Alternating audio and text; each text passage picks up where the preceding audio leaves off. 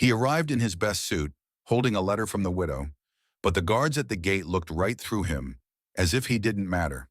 They turned him away. That is, until a four-star general saw him and brought the entire funeral to a halt. The train hissed to a slow stop at Union Station in Washington, D.C. Clarence Delroy, 82 years old, rose carefully from his seat. He tugged at the cuffs of his white shirt beneath a well-kept brown wool blazer. His slacks were neatly pressed, though they hung a little loose around his waist, and his shoes carried a fresh shine, not for show, but out of quiet respect. That's just who he was. Across the aisle, a woman in her late 30s offered him a gentle smile as he picked up his weathered leather bag. "Visiting family, sir?" she asked kindly. Clarence returned a faint smile. "No, ma'am. A friend's funeral." "I'm sorry," she said softly. He gave a small nod, adjusted his brown felt hat, and made his way toward the exit. There was no need to explain. Not today. As he stepped onto the platform, the cool morning air wrapped around him, carrying the scent of diesel, fresh coffee, and something sweet from a nearby vendor cart. The city buzzed around him, loud, moving. But he wasn't here for any of it. He walked slowly, his gait stiff but steady. 43 years working as a janitor at Langston High School in Birmingham had worn down his knees. He never missed a day, except the week his wife died. Now he was alone. No kids, no siblings, just memories. At the taxi line, a young man in a navy hoodie cut in front of him. Clarence said nothing, just waited his turn. When it came, he quietly gave the driver the address, Arlington National Cemetery. The driver glanced at him through the rearview mirror, gum snapping between his teeth. "Big service today," he said. "Four-star general. Gonna be packed." Clarence nodded. He was a good man. The driver didn't ask more. He just drove, music low, windows cracked, while Clarence stared out at the city as it faded into monuments, flags, and open skies. His mind drifted back to Montgomery Road in Tuskegee, 1949. That's where he met Thomas Becket. One was the preacher's son, the other just a kid from the Millhouses. But somehow they became brothers. Played stickball in the street, fought over nothing, shared watermelon in the summers.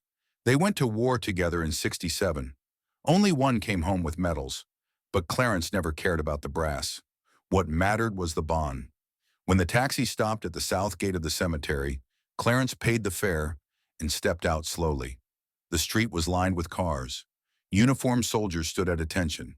A long black hearse waited up ahead, surrounded by rows of crisp white chairs beneath a green canopy. He was nearly there. Clarence paused to straighten his collar, then reached into his blazer. Inside was an envelope, carefully addressed in elegant cursive. "Mr. Clarence Delroy, please escort to front. Sincerely, Rebecca Becket." He took a breath, then walked alone toward the entrance. No one noticed. No one knew who he was or what he carried.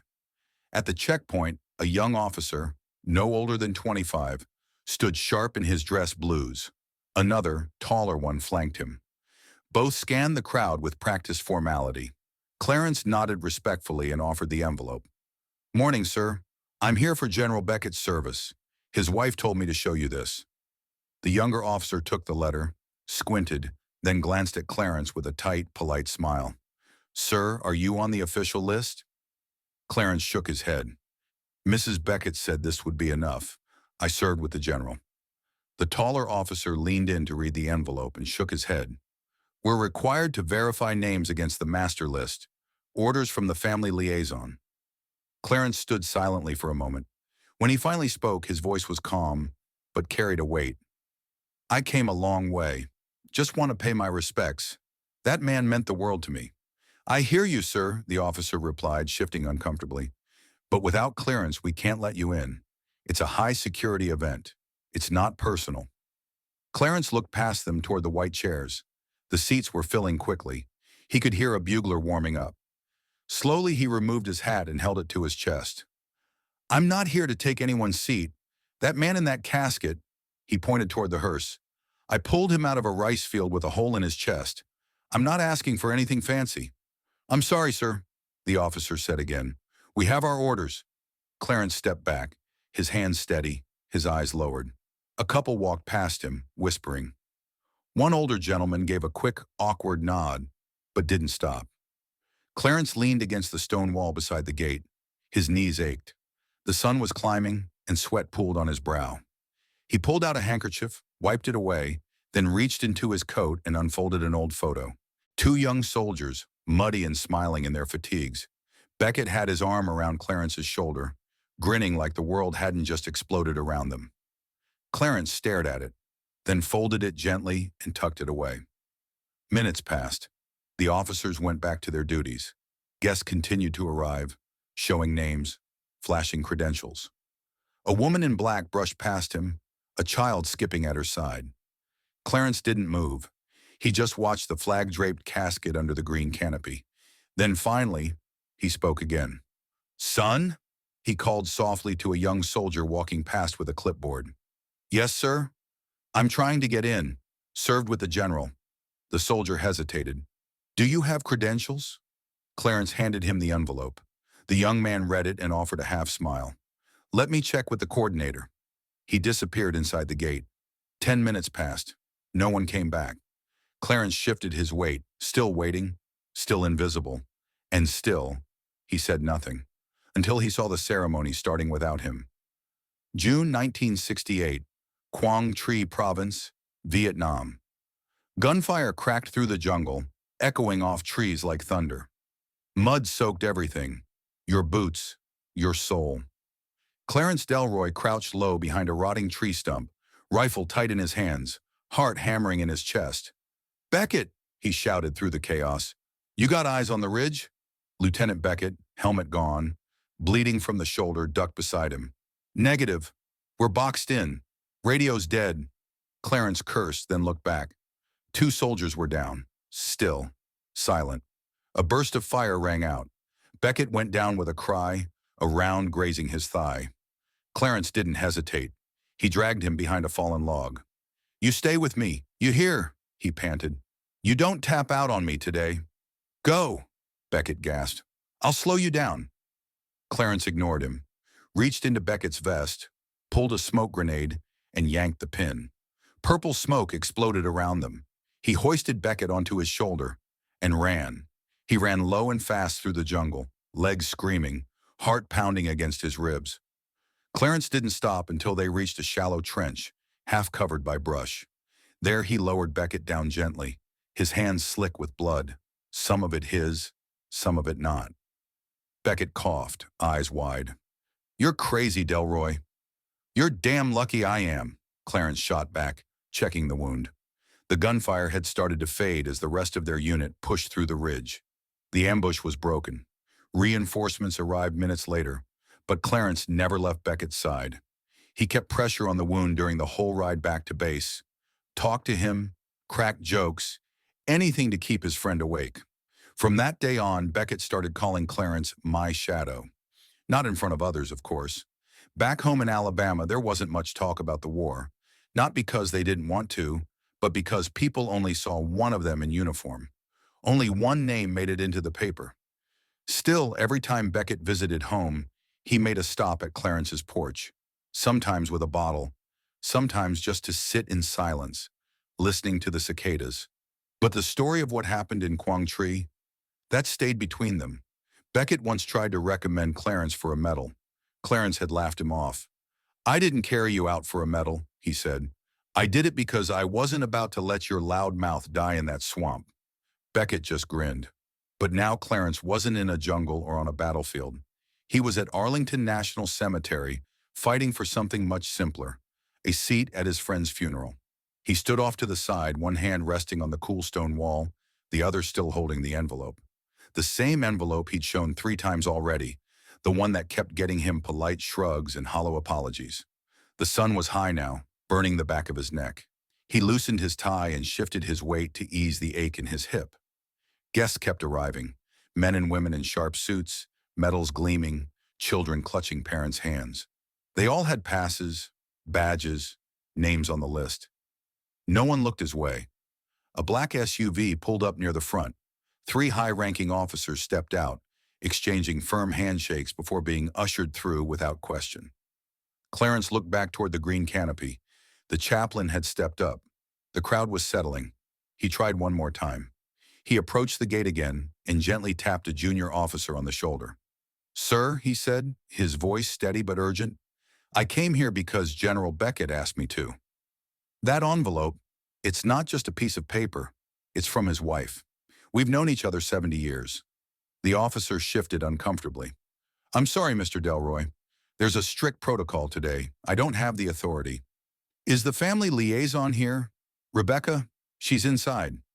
"We're not allowed to pull her out," the officer replied, avoiding eye contact. Clarence stepped back. The answer wasn't just no, it was that no one was even trying. He watched as rows of white chairs filled. Everyone seemed to matter today, everyone but him. But he wasn't angry, not yet. He reached into his coat and slowly unfolded the envelope. Inside, a short handwritten note on cream stationery. "Clarence, if you decide to come, please show this to any staff member. Thomas would want you sitting with us. Always, Rebecca." He refolded the note carefully and slipped it back into his pocket. He could have turned around, sat on the curb, gone home. But that wasn't who he was. That wasn't how his mama raised him. He reached into his bag and pulled out a small piece of faded cloth, an old handmade armband from Vietnam. Faded green, two initials stitched with fishing line. T.B. Beckett had made it after they escaped Quang Tri. "You wear that," he'd said, "so even if I don't make it, part of me's still there with you." Clarence had kept it for over 50 years. He stood tall now, straightened his back, slipped the armband onto his wrist, his hands trembling just slightly. Still, no one noticed. One officer checked his watch. Another waved through a last-minute family member. Clarence remained invisible, right there in plain sight. The chaplain's voice began over the loudspeakers. The opening prayer, the eulogy. Clarence looked down at the pavement and tried to bury the weight pressing against his chest. And then, someone noticed. From the far end of the field, beyond the seated rows and standing guests, a tall figure in full-dress uniform began walking with purpose toward the south gate. His steps were firm, deliberate. The ribbons on his chest caught the sun. 4 silver stars on his shoulders told everyone exactly who he was. General Raymond E. Callister, a man known for not wasting time or words. A man who gave respect downward as well as upward, where real loyalty lives. He stopped beside a staff sergeant near the aisle. "Who's the man standing outside the gate?" he asked. Calm but firm. The sergeant blinked. "Sir?" "That man," Callister pointed. Across the field, Clarence Delroy stood motionless, dust on his blazer, sweat on his brow, an armband from another lifetime on his wrist. "Why is he standing out there while the ceremony's happening?" "We weren't given clearance for him, sir. Security." Callister raised a hand. No anger, just decision. "Hold the ceremony." The chaplain's voice faded mid-sentence. Guests turned. Murmurs rippled through the crowd as the general walked straight down the center aisle. Past the officers, past the dignitaries, past those who always had a seat. At the gate, the junior officers straightened in alarm. "General Callister, sir." He didn't even glance at them. He walked straight up to Clarence and stopped. He didn't just look at the man in front of him. He saw him. The pressed slacks, the worn leather shoes, the tired but proud eyes. "Sir," he said, loud enough for the others to hear. "What's your name?" Clarence stepped forward just half a step, voice low but clear. "Clarence Delroy." Callister nodded once. "You knew General Beckett?" Callister asked, his tone even but respectful. Clarence's voice caught in his throat before he steadied it. "Since I was 9. Served with him, too.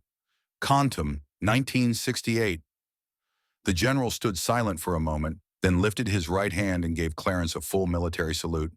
Not a hurried gesture, not a polite nod, but a salute with weight behind it, with memory, with meaning. Clarence blinked. For a second, he forgot how to breathe. Then Callister lowered his hand and spoke again, quieter this time. "Mr. Delroy, would you allow me the honor of escorting you to your seat?" Clarence opened his mouth, but words failed him. He simply nodded. Callister offered his arm, and together they walked side by side down the path toward the service. The murmuring crowd fell into complete silence. Every head turned, every eye followed. The junior officers didn't say a word. One of them stepped aside so quickly he nearly dropped his clipboard. As they neared the front row, Rebecca, Beckett's widow, stood, Her eyes shimmered with tears as she reached for Clarence's hand. "I told you he'd come," she whispered, her voice trembling. Clarence gently squeezed her fingers. General Callister turned to the chaplain and gave a respectful nod. "Please continue." Then he took his seat, but his eyes never left Clarence, as if he knew he'd just witnessed something greater than protocol. Clarence lowered himself slowly into the seat beside Rebecca. It had been saved for him, not by planners or policy, but by someone who understood what mattered most. He adjusted his blazer, sat up straight, not from formality, but respect. Rebecca didn't speak again. She just rested her hand lightly on his. It stayed there for a long, quiet minute while the chaplain resumed. Clarence looked forward. The casket lay under the canopy, draped in a folded flag, surrounded by wreaths. A photo stood nearby, Beckett during his final tour in Afghanistan. Gray hair, steel eyes, the same stubborn jaw. Clarence didn't recognize half the people seated around him, but that didn't matter. None of them had dragged Beckett out of a trench in Vietnam. None of them had passed a bottle with him in a barracks tent, talking about barbecue and home. The chaplain spoke of duty, of legacy, of honor. But Clarence's mind drifted. He remembered a morning in Alabama years ago when Beckett had shown up unannounced on his porch with a toolbox. "What's that for?" Clarence had asked. "Heard your water heater's acting up," Beckett said. "You a general or a plumber now?" "Today?" Beckett shrugged. "I'm your damn plumber." That was who Thomas Beckett really was. Not the medals, not the speeches. Just a friend who showed up. Always. Clarence snapped back to the present as one of Beckett's sons, Theodore, leaned over from 2 seats away. Mid-50s, broad-shouldered, same clipped voice as his father. "Mr. Delroy," he said quietly, "thank you. Dad talked about you all the time. Said you were the reason he ever came home." Clarence offered a small smile. "We kept each other alive, one way or another." Theodore nodded, his eyes moist. "I'm glad you're here." Clarence looked ahead again, his gaze fixed on the casket. "So am I." Behind them, a few whispers passed between guests. They didn't know who the old man was, but they saw the general escort him, saw the widow greet him like family, and when Beckett's son leaned in to speak, they began to understand. This wasn't just anyone. Someone quietly took a photo, not out of disrespect, but because they knew something rare had just happened. But Clarence didn't care about the cameras or the stories that would later be told. This was his goodbye. When the flag was folded into a perfect triangle and handed to Rebecca, she didn't look at the Marine officer. She turned to Clarence. Her hands trembling, she extended the flag toward him. Clarence hesitated. "I can't take this." "Yes," she said softly. "Tom wanted you to have it." He took it slowly, reverently, and held it against his chest like something sacred. But even then, he still hadn't said goodbye. Not really. After the final prayer, as people rose and chairs scraped gently against the pavement, Clarence remained seated. The folded flag rested in his lap. Both hands held it like it might vanish if he let go. Rebecca leaned in again. "He wrote you something," she whispered, "a few days before he passed." She reached into her bag and pulled out a sealed envelope. No stamp, no address, just Clarence in Beckett's bold, slanted handwriting. Clarence took it with trembling hands, eyes tracing each letter like it might fade away. He waited until the crowd thinned, until the rifle salute echoed off the trees, and the bugler's final note hung in the air like a held breath. Only then did he open the letter. The paper was thick, folded in thirds, a little smudged where the pen had pressed hard. He unfolded it with care. "Clarence, Clarence, if you're reading this, it means I made it somewhere you can't follow. Not yet anyway. I tried writing this a few times and kept starting over. How do you write to the one man who knew you before the uniform and still stuck around after the medals stopped meaning anything? I think about that day in Quantum more than I ever admitted. Not because I nearly died, but because that was when I understood something. You don't need rank to save a man's life. You don't need a title to be his brother. You just need to care more about someone else than yourself. You've done that your whole life. For your students, your neighborhood, for me. When I made brigadier, they let me choose anyone I wanted to pin me. I almost picked the general who mentored me. But I thought of you, standing in the rain, laughing as bullets cracked past us. I knew no one had earned it more. I just didn't have the guts to make that choice public. I'm sorry for that. If I regret anything, it's not speaking your name louder. You were the bravest man I ever knew. I hope Rebecca gets you into the front row, and I hope when you sit down you remember this. I don't care who's watching or who thinks they know what matters. You mattered to me, always. Your brother, Tom Clarence, folded the letter slowly this time, holding it against the flag in his lap. Around him, people talked softly, drifting toward cars, making plans for after. But he sat still, reading those words again, not for clarity, but to keep Tom's voice close a little longer. He had never been a man of many tears. He didn't cry when his father passed, not even when his wife slipped away in her sleep. But now one warm tear slipped quietly down his cheek. He wiped it away without fanfare. No drama, just truth. But there was still one more moment no one expected. As the last guest drifted away and cemetery staff began folding chairs, Clarence stood. He carefully tucked the letter into his inside pocket, slipped the folded flag beneath his arm, and walked toward the casket. A few uniformed personnel still lingered near the canopy. General Callister remained seated in the second row, legs crossed, watching Clarence with a gaze that didn't blink, didn't waver, more a promise than a look. Clarence stepped up to the edge of the platform. The sunlight spilled across the flag draped over the casket, its colors rich and vibrant against the gray stone and fading grass. He rested his hand on the wooden edge for a moment, closed his eyes and breathed in deep. Then he turned. "I know I'm not supposed to speak," Clarence said. His voice wasn't loud, but it carried just enough to reach those still nearby. "But I need to, not for the general, not even for the family. For me." He took another step forward, flag tucked beneath his arm, hat now held in his hand. "I knew Tom Beckett before any of you called him, sir. Before the medals and the uniforms and all the speeches. To me, he was just Tom, the kid who stole my lunch twice and gave it back both times because he felt bad about it." A few scattered chuckles rippled gently through the air. "I carried him once, bleeding and cussing me the whole way, and he carried me too. Maybe not on his back, but in ways that kept me standing." He glanced at General Callister, who offered the faintest of nods. "I got told I didn't belong here today, that I wasn't on any list. Maybe I look like just some old man, and maybe I am, but I was Tom's brother. That's what matters." He turned back to the casket. Slowly, Clarence raised his hand in salute. It wasn't crisp. His elbow trembled, his fingers didn't quite align, but the weight behind it was unmistakable. Mud, blood, decades of friendship, loyalty without a name. And then, a voice behind him. "Detail! Attention!" It rang out like a bell.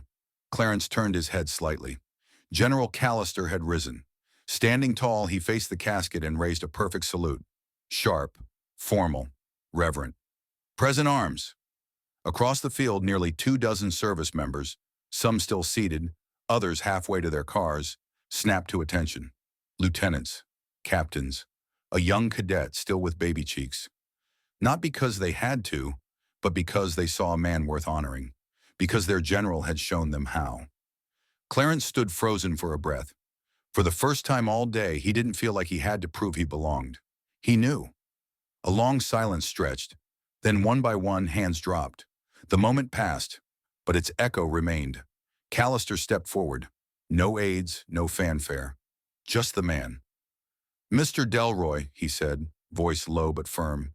"Thank you for your service to this country and to General Beckett." Clarence took his hand. They shook once, solid and sure. "You honored him today," Callister said, "more than any words I've heard spoken." Clarence nodded. "He honored me long before today." And when the final cars rolled out and the canopy came down, Clarence stayed. The cemetery workers moved respectfully in the background, waiting but not rushing. Clarence sat on a low stone ledge, the flag still cradled against his chest. His knees ached, but he ignored them. He leaned forward and stared at the casket. One last look before the earth reclaimed it. He cleared his throat, more to steady himself than to speak. "I told myself I wouldn't talk too long," he muttered. "Guess that ship sailed." His voice softened to something more like thinking out loud. You remember that summer in '55? When you tried to climb the water tower behind Jackson's farm and broke your arm? I told you the ladder was rusted. You never listened. A quiet chuckle escaped. I still see your mama's face when she saw us coming down the road. Me dragging you, you bawling like a fool. She didn't even ask what happened. Just gave me a rag and pointed to the porch. He looked out across the hills, rows of white stones at attention. I never said it right, probably because I didn't know how, but I loved you, Tom, like family. You weren't just a friend, you were my family. His voice cracked, just a little. I always thought we'd go out together. You and me. Two old fools fishing, complaining about our knees and who forgot the bait. Clarence reached into his coat and pulled out a thin silver chain. Dog tags. Tom had given them to him in 1970 before deploying. Clarence had kept them all these years. He ran his thumb across the worn letters. I figured it's time they went home. With care, he crouched, knees groaning, and set the tags on the casket's surface. Then he straightened, slow and deliberate. I'll carry what's left of us, he whispered, like I always have. And I want you to know, whatever you thought you owed me, you paid it. Every call, every visit, every time you just let me sit and be seen. Clarence paused. I'll be all right. I'll keep walking. But I won't forget. I can't. And then, for the first time in decades, Clarence raised both hands, clasped them in front of him, and closed his eyes.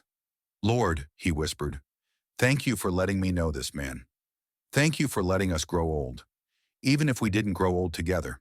And thank you for letting him rest today with someone who remembered who he really was. He opened his eyes. A breeze stirred the trees above. A bird called, then vanished into the sky. Clarence gave the casket one last look, then turned, slow and steady, and began the walk back down the paved path, past the folding chairs, past the empty hillside. Step by step, his back straight, his pace sure. A week later, back in Birmingham, Clarence was kneeling on a neighbor's porch. The door stuck at the top. He'd told her more than once he'd fix it. That morning, he showed up with a screwdriver, some wood filler, and a folding stool that creaked every time he shifted. Mr. Clarence, you sure you want to do that in this heat? The woman asked, handing him a glass of lemonade she insisted he take. He looked up with a tired grin. Ma'am, it's just a door. I've handled worse. And with that, Clarence Delroy got to work. I'm already here, Clarence said without glancing up, tightening a screw on the neighbor's doorframe. Ain't no point waiting for it to get hotter. He took the lemonade she offered with a quiet, thank you, took one sip, then went right back to work. That was just his way. Fix what needed fixing, no fuss. The funeral already felt like it belonged to another lifetime. That is, until her son came barreling down the porch steps, waving a phone. Mr. Clarence, you're on the internet. Clarence blinked. I'm what? The boy spun the phone around. A grainy video played. General Callister walking across the cemetery, stopping in front of Clarence and offering a crisp salute. The camera caught the crowd going still, the moment stretching like time itself had paused. Over 1 million views. Bold text across the screen. 4-star general stops entire funeral for a stranger. Except Clarence wasn't a stranger. He watched for a moment, then handed the phone back. Huh, that's something. The boy looked confused. You're not excited? Clarence just smiled. That wasn't for cameras, son. That was one man doing right by another. Back inside his house, the folded flag rested in a glass case a cousin had brought over. The kitchen table was still covered in letters, printed emails, and photos from the service. People had called, local news stations, veterans groups, even some podcast producer from California who said the story deserved to be heard. Clarence had told them all the same thing. I already said what I needed to say. But one morning after the sun had warmed the porch just right, Clarence sat down at his dining table. He pulled out a pen and a plain white envelope. General Callister, thank you for stopping, for looking me in the eye, for not needing proof. I didn't expect what you did, but I won't forget it. You saw me, and you saw Tom in me. That's enough. Clarence Delroy. He mailed it the next day. No return address. Life went on. Clarence fixed a broken screen for the widower across the street. He started volunteering once a week at the high school library, shelving books and sometimes dozing off in the corner chair when no one was looking. People recognized him now. At the grocery store, at the bank. "You're that man from the funeral," they'd say. Clarence would nod, maybe shake their hand. But he never told them the whole story. Not because he didn't want to. Some things only live fully between two people, and one of them was already gone. But there was one moment Clarence never forgot. A few weeks after the funeral, he was walking past a small park when he noticed a young man in uniform sitting alone on a bench. The soldier looked restless, maybe pre-deployment, maybe post. Hard to tell. Clarence sat beside him without a word, resting both hands on his cane. After a moment, the young man glanced over. "You that guy from Arlington?" Clarence didn't answer. He just smiled a little. The soldier nodded. "My granddad showed me the video. Said, that's how men used to carry themselves." Clarence exhaled, eyes on the trees. "We just tried not to forget each other." The young man nodded again. They sat in silence, the way only two people who understand something unspoken can. Eventually, Clarence rose to leave. As he walked away, the young man stood and gave a silent salute. No cameras, no audience, just one person honoring another. Clarence tipped his hat in return, because in the end, it was never about recognition. Not for Clarence, not for Tom. It was about showing up, about keeping promises, about being seen when it mattered most. And maybe, just maybe, reminding the world what honor still looks like. If this story moved you, share it with someone who deserves to be remembered. And if you've got a Clarence in your life, someone who's walked beside you in the quiet, let them know today.